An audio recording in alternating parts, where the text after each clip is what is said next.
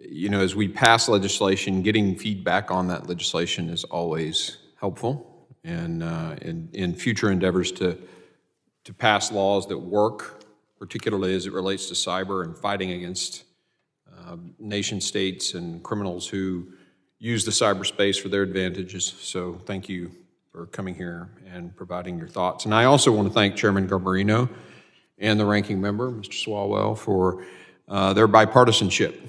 They do a great job in working together to advance not only legislation, but oversight that shines light on some challenges that we have, and I appreciate both of them and the way they work together. And I, too, want to say something about the tragic passing of Congressman Payne.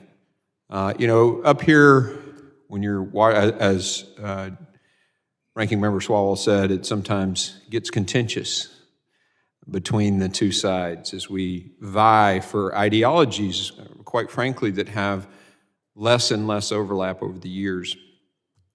But there are a few things that really overlap, cyber being one of them. But in the case of Mr. Payne, despite our differences, he was a friend, and he longed for the unity and opportunity for when we can get together and work together on issues. And I worked very closely with him on the colorectal cancer caucus because he lost his father, and I had myself colon cancer 8 years ago. So we worked very closely together on that. And to his family, I know you're going to miss him. We miss him, and our deepest condolences go out to you at this time. When we passed the act, our goal was to ensure shared visibility and, of course, substantial cyber incidents impacting our homeland's critical infrastructure.